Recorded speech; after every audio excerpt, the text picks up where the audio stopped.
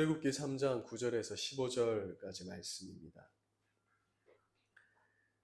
우리의 시간을 고혈해 주시는 하나님이라는 제목으로 말씀 보겠습니다. 먼저 출애굽기 3장 9절에서 15절 말씀을 우리 한 목소리로 한번 봉독하겠습니다. 시작. 이제 가라. 이스라엘 자손의 부르짖음이 내게 달하고 애굽 사람이 그들을 괴롭히는 학대도 내가 보았으니 이제 내가 너를 바로에게 보내어 너에게 내 백성 이스라엘 자손을 애굽에서 인도하여 내게 하리라. 모세가 하나님께 아뢰되 내가 누구이기에 바로에게 가며 이스라엘 자손을 애굽에서 인도하여 내리이까. 하나님이 이르시되 내가 반드시 너와 함께 있으리라. 내가 그 백성을 애굽에서 인도하여 낸 후에 너희가 이 산에서 하나님을 섬기리니 이것이 내가 너를 보낸 증거니라.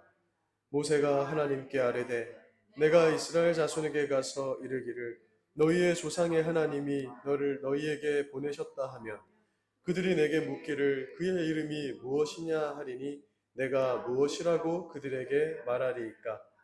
하나님이 모세에게 이르시되 나는 스스로 있는 자이니라. 또 이르시되 너는 이스라엘 자손에게 이같이 이르기를 스스로 있는 자가 나를 너희에게 보내셨다 하라. 하나님이 또 모세에게 이르시되 너는 이스라엘 자손에게 이같이 이르기를 너희 조상의 하나님 여호와 곧 아브라함의 하나님 이삭의 하나님 야곱의 하나님께서 나를 너희에게 보내셨다 하라. 이는 나의 영원한 이름이요 대대로 기억할 나의 칭호이라. 아멘. 네. 오늘은 벌써 올해의 마지막 주일입니다.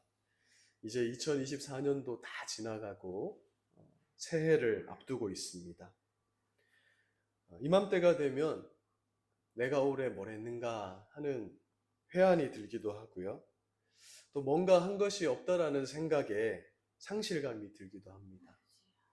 저도 이 연말만 되면 유독 마음이 이렇게 가라앉고 쓸쓸해지는 그런 겨울 남자인데, 왜냐하면은 이게 한 해 동안 뭔가 열심히 한 것 같은데 별로 이게 사역의 열매가 보이지 않는 것 같아서 이렇게 마음이 울적해지곤 하는 게 매년 반복되는 것 같아요.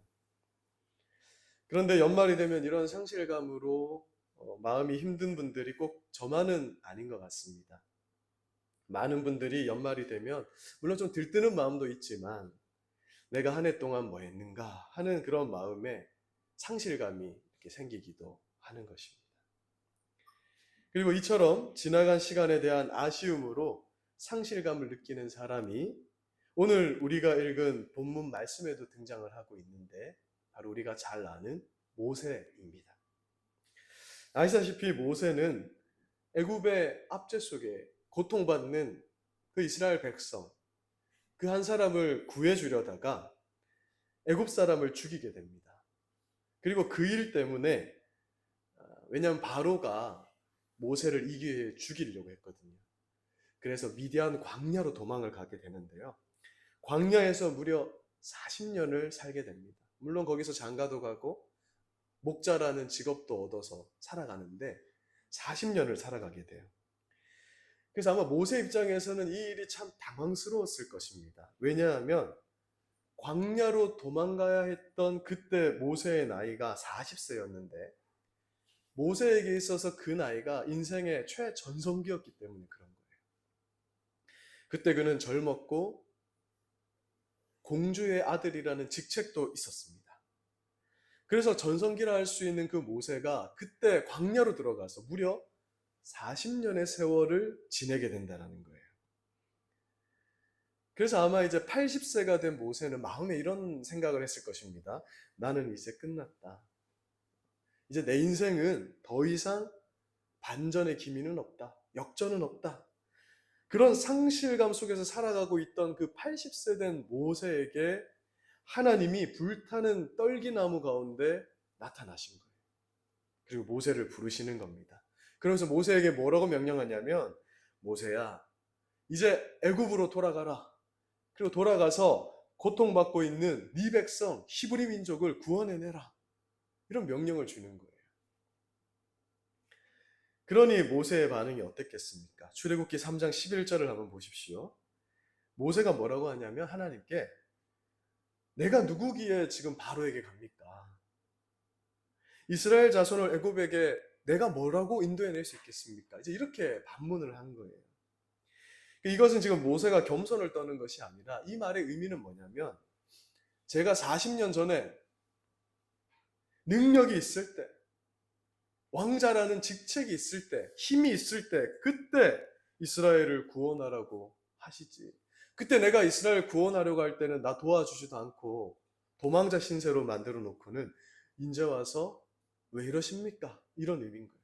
도대체 왜 이러세요? 그때 해주시지 왜 이제 와서? 난 아무 힘도 없는데. 지금 모세는 하나님에 대한 서운함이 가득한 거예요. 그러니까 하나님께 상처를 입은 거죠. 내가 힘있던 40년 전에 일하지 않고 이제 다 늙어 힘도 없고 양이나 치고 있는 나한테 와서 왜 이러십니까? 이때는 아마 이제 애국말도 많이 잊어버리고 살았을 것 같아요. 40년이라는 세월이 여러분 얼마나 긴 세월입니까? 지난 40년간이 나에게 무슨 의미가 있어요, 하나님? 이렇게 질문하는 것도 되는 거예요. 아무런 의미도 없고 아무런 열매도 없이 그냥 40년 흘러버렸는데 이런 모세의 푸념이 지금 11절에 담겨 있는 겁니다. 하나님 왜 이러세요? 40년 동안 뭐 하시고 이러십니까? 그 40년 동안 저는 완전히 넘어져 있고 낭만하였고 좀 더 심하게 말하면 바보 멍청이가 되어 있습니다. 근데 왜 이러십니까? 사랑하는 여러분, 우리에게 올 한 해가 모세의 지난 40년과 같은 한 해이었을 수도 있습니다. 그럴 때 우리 안에 모세처럼 이런 생각이 들기 쉬운 거예요. 올 한 해 동안 내가 뭘 했는가? 하나님, 올해도 이렇게 별 열매도 없이 기도 응답도 없이 지나가는 것입니까? 이런 질문이 우리 안에 생겨날 수밖에 없는 것입니다.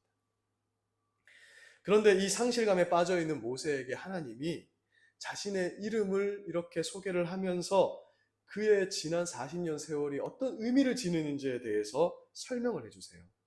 자, 함께 출애굽기 3장 14절 말씀을 읽어보겠습니다. 시작. 하나님이 모세에게 이르시되 나는 스스로 있는 자이니라. 또 이르시되 너는 이스라엘 자손에게 이같이 이르기를 스스로 있는 자가 너희에게 보냈다 하라. 우리가 잘 아는 하나님의 이름이 한 장 넘겨주세요. 스스로 있는 자. 이 하나님 이름이래요. 우리말로 번역이 나쁘지 않게 됐는데 그런데 이 이름의 뜻이 무엇인가? 지금 이 이름의 의미 속에 하나님 뭘 지금 담아 놓았냐면 모세의 그 상실된 40년간의 세월의 의미가 무엇인지 하나님 지난 40년 동안 뭐 하셨는지에 대한 질문에 대한 답변이 이 이름 속에 담겨 있는 걸 보게 됩니다. 나는 스스로 있는 자. 히브리어로는 에흐예 아쉐르 에흐예 이런 말인데 이걸 직역을 하면은 나는 영원히 나이다 이런 뜻이에요. 나는 영원히 나이다. 이게 뭔 말이야? 나는 영원히 나이다. 그러니까 이 말을 우리가 알아들을 수 있게 번역을 하면 이렇게 되는 거예요. 나는 모세 너의 하나님이기를 중단한 적 없는 영원한 하나님이다. 지난 40년 동안 내가 너의 하나님이기를 중단한 것이 아니었다는 거예요. 영원히 너에게, 그러니까 스스로 있는 나는 영원히 하나님이다라는 뜻이 우리의 하나님이 우리에게 있어서 하나님이기를 멈춘 적이 없는 하나님이다. 버린 적이 없는 하나님이다. 이렇게 말씀하고 있는 거예요. 그러니까 하나님은 모세가 미디안 광야에서 지금 양을 치던 그 40년 동안의 기간에도 모세의 하나님이기를 중단한 적이 없으셨다라는 겁니다. 나는 그 40년 동안에도 쉬지 않고 너를 위해서 일하는 하나님이었다. 졸지도 않고 주무시지도 않았다. 따라서 40년의 세월은 의미 없이 지나간 시간이 아니라 내가 그 시간 동안 너의 신앙을 더 깊어지게 만들었고 그래서 너는 이제야 나의 일을 할 수 있는 자가 되었다. 내가 40년 동안 너를 그렇게 만들었다라는 의미가 나는 스스로 있는 자라는 하나님의 이름 속에 들어있는 거예요. 그 40년 의미 없는 시간 아니야. 내가 너를 이스라엘 백성을 넉넉히 구원할 수 있을 존재로 만드는, 빚어내는 시간이었다. 그렇게 말씀하신 것입니다. 지금 하나님은 모세의 의미 없어 보이는 그 40년간의 시간을 그래서 고엘해 주신 거예요. 고엘. 시간을 고엘했다라는 말은 쉽게 말하면 어떤 의미냐면 내가 그 40년의 시간을 대신 사줬다. 내가 샀다라는 게 그 시간. 하나님이 그것을 샀기 때문에 그것은 버려지는 시간, 의미 없는 시간이 아니다. 그런 의미를 담고 있는 것입니다. 여러분, 고엘 제도라는 것은요, 우리 성경에는 흔히 이제 기업을 무르다 이렇게 번역이 되어 있습니다. 고엘은 쉽게 말하면 고엘 제도가 잘 나타나는 게 룻기인데, 쉽게 말하면 어떤 거냐면 가장 가까운 친족이 어려움을 당하는 친족의 어려움을 구해줄 의무와 권리를 말하는 거예요. 쉽게 말하면. 예를 들어서 어떤 친족이 땅을 잃어버린 겁니다. 뺏기거나 아니면 이제 너무 가난해서 땅을 팔아서 이제 먹고 살 걸 양식을 마련한 거야. 근데 하나님은 땅을 굉장히 중요하게 여기시거든요. 그 땅을 되찾을 수 있으려 할 때 가까운 친족이 그 땅을 대신 찾아줄 수 있는 하나의 의미와 권리, 그걸 고엘 제도라고 합니다. 그 기업을 무르다 이렇게 하는 거예요. 또 하나는 빚 때문에 종이 된 사람이 있을 수 있어요. 그죠? 예전에는 먹고 살 것이 없어서 종이 되는 겁니다. 요즘 그 옥시부인전 뭐 이거 하더라고요. 그죠? 왜 노예가 되느냐 하면 조선시대에도 돈이 없어서 자발적으로 종이 되는 경우가 있어요. 그때 가까운 친족이 돈을 대신 내주고 자유를 주는 것, 그걸 고엘 제도로 하는 거예요. 기업을 무르다.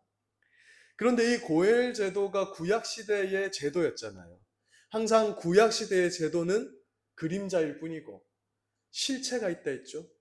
이 고엘 제도의 실체가 누구냐? 바로 우리 주 예수 그리스도신 거죠. 우리가 죄로 인해서 지었던 모든 죄의 값을 십자가에서 대신 갚아주셨다. 그래서 성경에 보면 속전을 내고, 속전이 뭐냐면 빚을 대신 갚아주는 돈을 말하는 거예요. 그걸 내고 우리를 십자가에서 구원하신 예수님, 고엘 제도의 실체가 되는 거죠. 죄의 종으로 살아가는 우리에게 자유를 주셨다는 거예요. 예수님께서 고엘하셨다 이렇게 표현하는 겁니다. 하나님의 나라가 땅의 개념이에요. 하나님의 나라를 잃어버렸어요, 우리가. 왜? 죄로 인해서 다 하나님 나라를 잃어버렸어. 그 뜻이 쉽게 말하면 지옥 갈 수밖에 없는 저주받은 인생인 거예요. 근데 하나님의 나라, 천국을 어떻게 우리는 다시 상속받을 수 있게 됐냐면, 내가 신앙생활을 잘해서가 아니고, 내가 착하게 살아서가 아니고, 예수님께서 대신 땅을 찾아줬기 때문이에요. 십자가에서. 그래서 고엘제도, 실체가 예수님이라는 것입니다. 그런데 우리 주님은 여기서 멈추지 않고 무엇까지 고엘해 주신 하나님이시냐면 우리의 지난 시간도 고엘해 주신다는 거예요.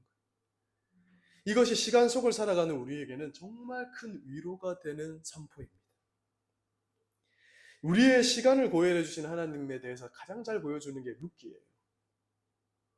룻은 모압 출신의 이방 여인입니다. 그는 이스라엘 백성이 아니었어요. 이방 여인이었어요.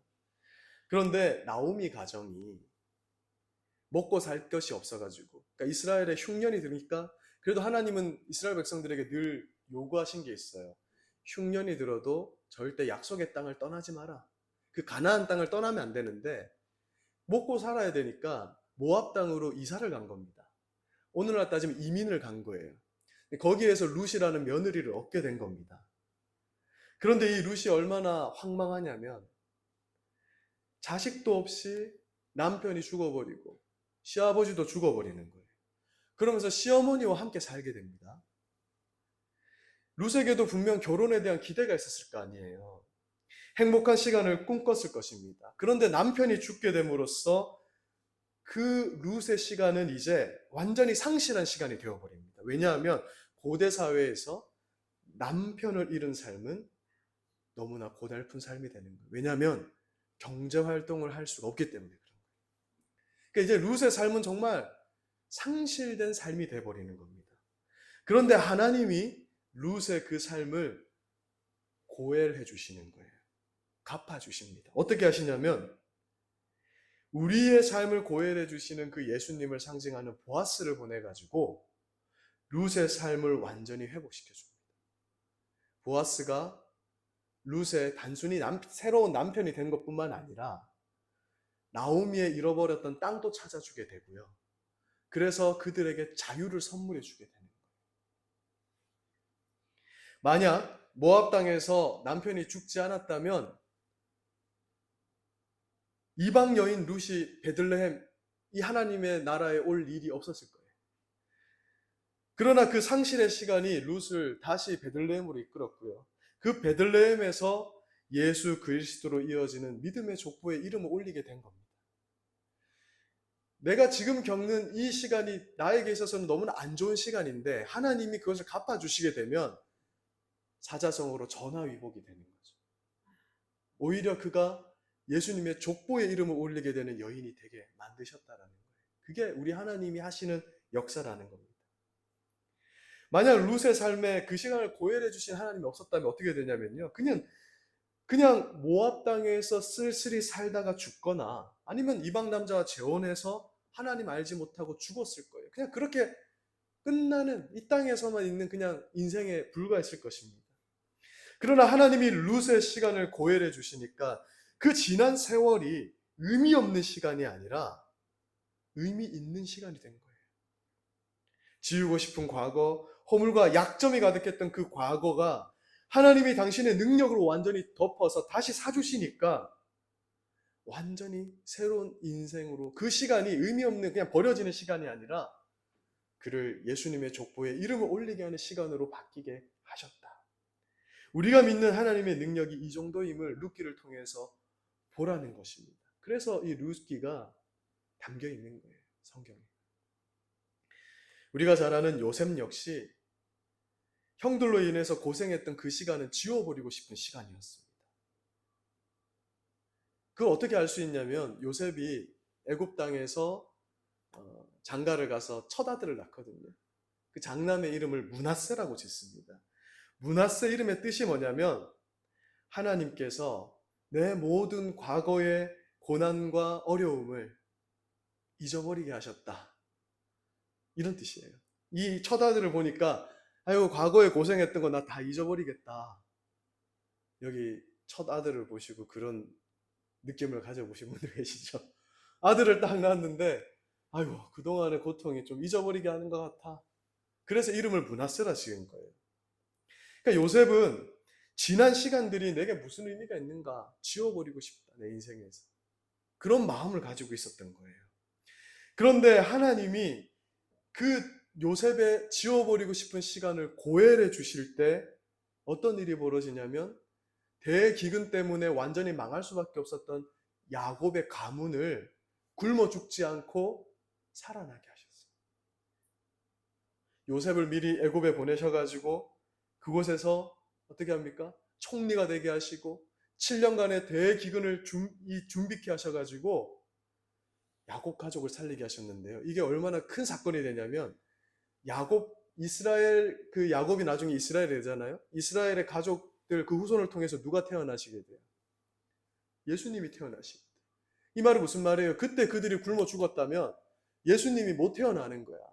그래서 그 예수님이 태어나시게 하기 위해서 요셉을 그 고난의 시간 가운데로 하나님 밀어 넣으셨는데 그 고난의 시간을 하나님이 고혈해 주셨을 때 이렇게 놀라운 일이 일어나게 되지 않았느냐라는 것을 보라는 것입니다.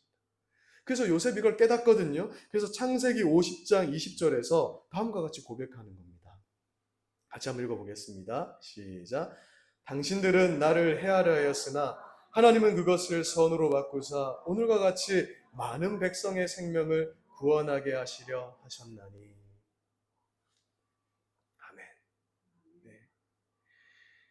형들이 이렇게 버림을 받고 미움을 받아가지고 애굽의 종으로 팔려가고 그래도 열심히 살았어요. 그런데 거기서 누명을 뒤집어 써가지고 보디발의 아내가 나 겁탈하려 했다고 거짓말해가지고 감옥에 갇히고 감옥에서도 사람들을 많이 도와줬는데 나 좀 꼭 기억해줘 했는데 그것도 술 맡은 관원장 잊어버려가지고 언제 내가 풀려나나 그 암흑과 같은 그 시간을 난 지워버리고 싶은 시간이었었는데 하나님이 그 시간을 고혈해 주니까 많은 사람의 생명을 구원하는 시간이 됐구나. 여러분 이게 굉장히 예언적인 발언이에요. 왜냐하면 여기서 많은 사람은 자기 식구만 말하는 게 아니에요. 아까 말씀드린 것처럼 예수 그리스도께서 이 야곱의 가문에서 태어나셔야 되기 때문에 여기에서 많은 사람은 우리를 포함한 백성이 되는 겁니다. 하나님이 요셉의 인생에 그 시간을 고혈해 주심으로써 하나님께서 선택하신 모든 사람의 구원을 멈춰지지 않게 하셨구나. 내 쓰레기 같은 그 시간을 하나님이 이렇게 바꾸셨구나라는 의미가 이 고백 속에 담겨 있는 것입니다. 여러분 오늘 본문 말씀 속 모세도 마찬가지예요. 모세의 지난 광야에서의 40년 역시 하나님이 없었다면요. 그 인생은 아무것도 아닌 인생입니다. 아무것도 아닌 인생이에요.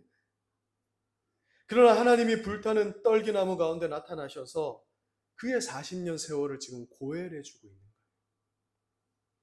양을 먹이고 인도하던 그 40년이 앞으로 어떤 40년으로 바뀌게 되냐면 하나님을 제대로 알지 못해 유리하고 방황하는 그 양과 같은 이스라엘 백성들을 애굽의 압제에서 구원해내는, 그리고 그 수많은 백성들을 광야에서도 먹이고 입히는, 그렇게 인도하는 백성들의 구원자로서의 시간으로 완전히 바꿔버리셨다. 떨기나무 아래에서 나는 너의 하나님이기를 중단하지 않는 하나님이라고 선포하신 그 하나님의 능력의 손에 의해서 모세의 40년 세월이 고열된 것입니다. 하나님 그렇게 해주시겠다고 우리에게 지금 약속하고 있는 거예요. 여러분 이처럼 하나님은 시간 속에서 우리를 부르셨고 시간을 들여서 일하시는 하나님인 걸 보게 됩니다. 여러분 모세는 별명이 있거든요. 혹시 뭔지 아세요? 무슨 사람 모세예요. 온유한 사람 모세예요. 모세는 온유한 사람의 대표거든.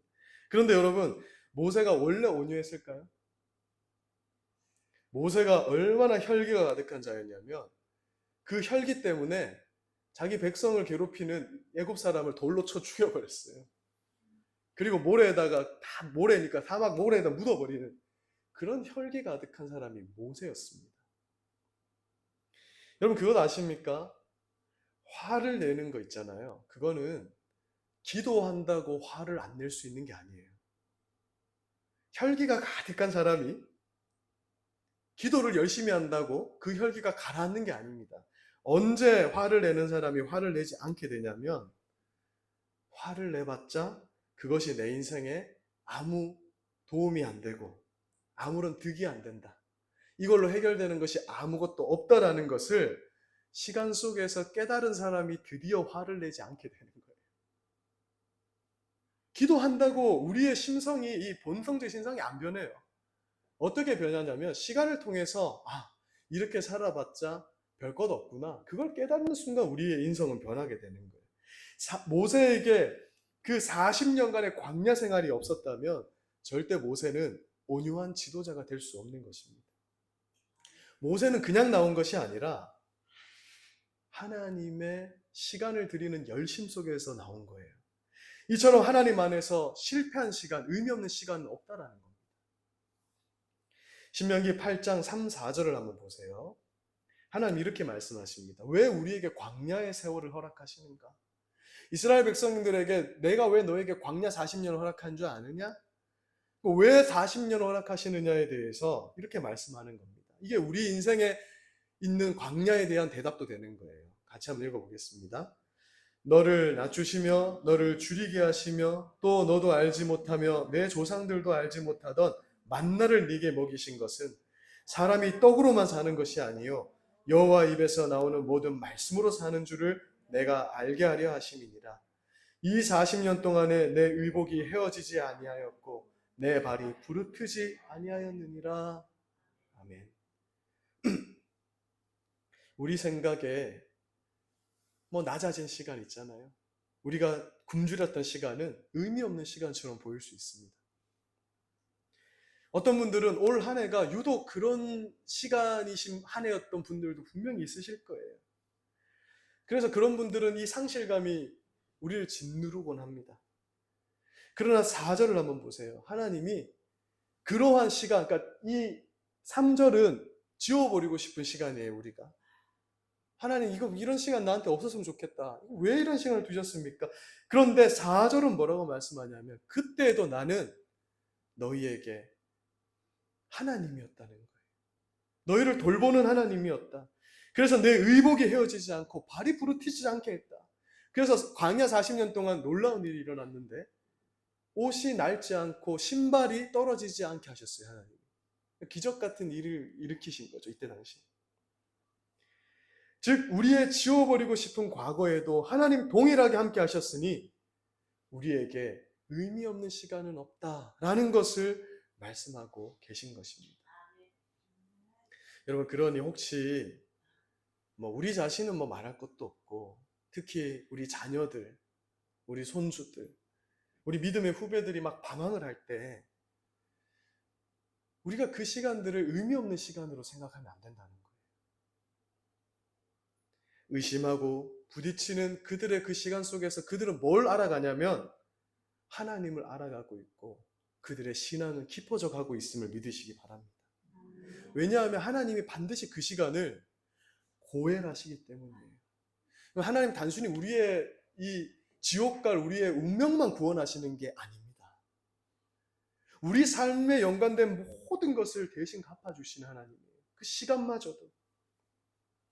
우리 눈에 우리 자녀들을 보면 저것이 신앙생활 하는 것인지, 좀 이런 표현에서 미안합니다. 놀고 자빠져 있는 건지. 아니 우리 마음에 속이 터지잖아요, 진짜. 걔네들 보면. 그 구분이 안 돼요. 그런데 하나님이 오늘 뭐라 말씀하냐면 내가 그 시간을 고혈한다니까. 근데 우리 인간 부모만, 인간 목사만, 인간 신앙의 선배들만 안달이 나가지고 아이고 저놈 저러면 안 되는데. 우리는 방황할 거 다 해놓고 젊었을 때, 그죠? 우리는 젊었을 때 방황할 거 다 해놓고 너희는 안 돼 이러면 안 되잖아요. 고민과 방황과 좌절과 후회가 없는 신앙은 여러분 없습니다. 그 이단이에요. 반드시 신앙은, 올바른 신앙은 의심이 있어요. 그러니까 왜 하나님이 우리를 아버지라 부르게 하셨는가를 늘 잘 생각해야 됩니다. 부모에 대해서 의심해보지 않는 자녀는 없어요.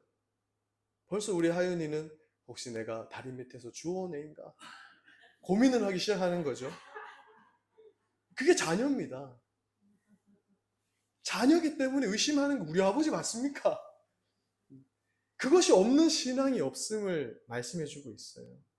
그래서 저는 방황하는 청소년, 청년들, 그들로 인해서 근심하는 부모님들 상담할 때 종종 이런 말씀을 해드립니다. 하나님은 당신이 보기에 한심해 보이는 그 자녀들의 그 시간 속에도 지금 일하고 계십니다. 그러니 기도하면서 기다려 주십시오. 너무 걱정하지 마십시오. 그 열정 없어 보이는 신앙의 방황 시간이 하나님 안에서는 결코 의미 없는 시간이 아닙니다. 아마 이제 우리 권사님, 집사님들 중에는 자녀들을 이렇게 막 쭉 이렇게 키워오신 분들은 이 말의 의미를 아시리라고 저는 생각해요. 지나보니까 하나님 정말 우리 자녀들을 지켜오셨고 지금도 그렇게 하고 계시다라는 것을 깨닫게 되는 것입니다.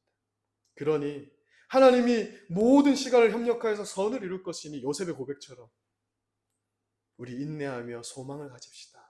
하나님은 지금도 우리 자녀들의 하나님이기를, 우리의 하나님이기를 중단한 적이 없다.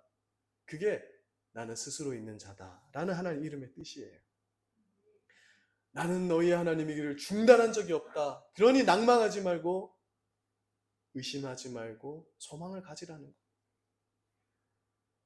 생각해 보세요. 부모님이 자녀가 잘 되라고 회초리를 들 때 자녀의 마음에는 이게 우리 아버지가 맞나?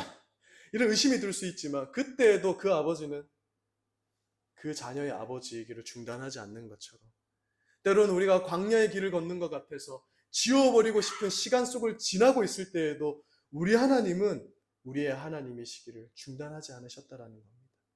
그 시간을 반드시 고혈하셔서 다시 사주시는 거예요.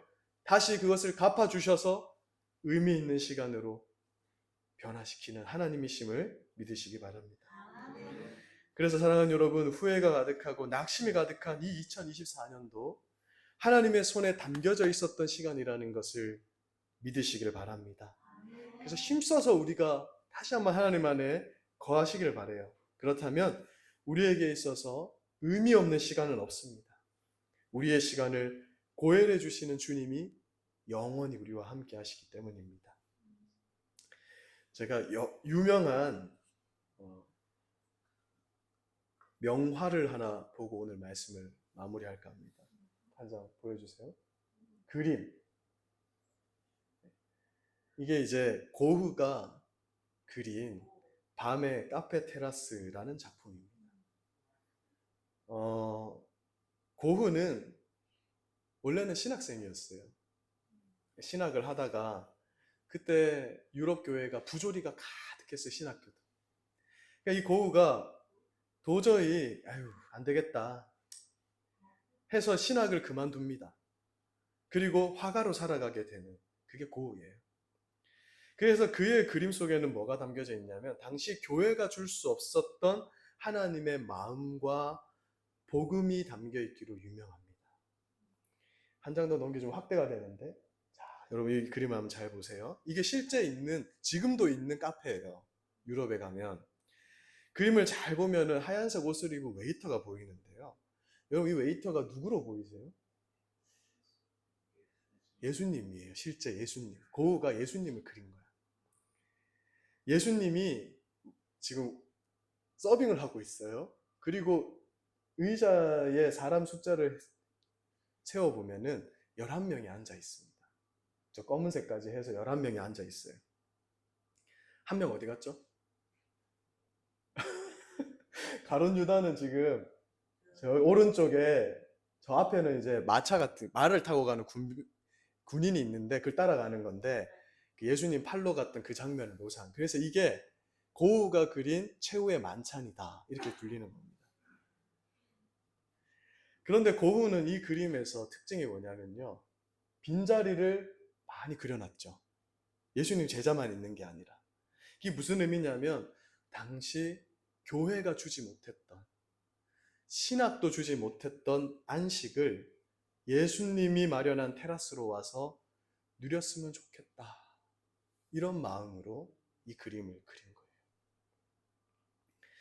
여러분 오늘 예수님께서 말씀으로 주시는 이 빈자리에 와서 앉으셔야 됩니다. 지난 한 해의 아쉬움과 회한과 그 열매 없음으로 인해서 상실한 마음을 예수님이 내가 대신 고엘해 주었다, 내가 대신 갚아주겠다, 그래 너는 여기 와서 따뜻한 커피 한잔 하여라, 그 메시지를 여러분 받아들이시길 바랍니다.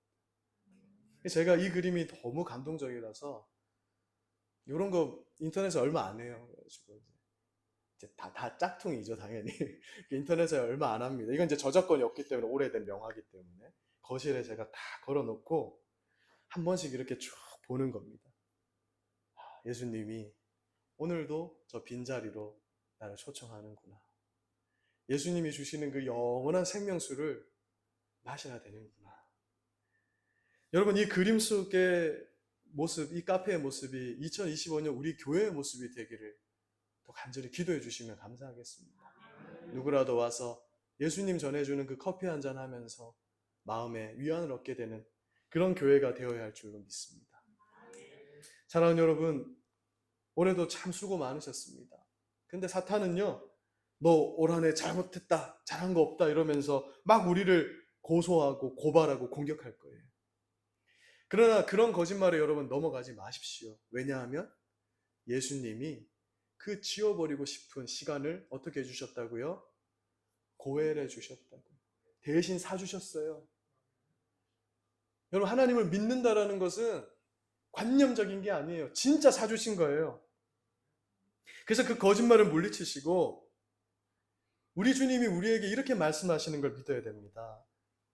내가 너의 시간을 고엘했으니 너의 마음의 소원 반드시 이룰 것이니 소망을 가지고 너는 내년을 더 기대하라.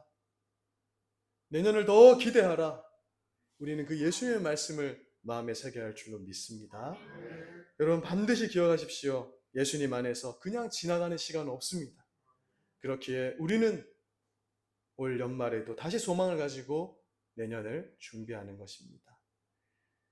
우리 내년에는 더 큰 일을 이루실 우리 하나님을 기대하며 새해를 준비하시는 우리 모든 귀한 성도님들 되시기를 주님의 이름으로 축원드립니다. 기도하겠습니다. 하나님 아버지 감사합니다. 오늘 이 한 말씀을 우리가 정말 마음에 새기기를 간절히 소망합니다. 우리에게 있어서는 지워버리고 싶은 순간, 거절하고 싶은 순간, 정말 어려운 순간들이었습니다. 그러나 예수님께서 그 시간들을 다 우리의 구원을 완성하기 위한 의미 있는 시간으로 고혈해 주실 줄로 믿습니다. 되갚아 주시고 되찾아 주실 줄로 믿습니다. 이 믿음을 가지고 다가오는 새해에 하나님을 향한 더 큰 기대와 소망을 가지는 우리 귀한 성도님들 될 수 있도록 도와주시옵소서. 오늘 말씀이 우리에게 이렇게 역사하여 주시옵기를 간절히 기도드립니다. 감사드리며 예수님 이름으로 기도드립니다. 아멘.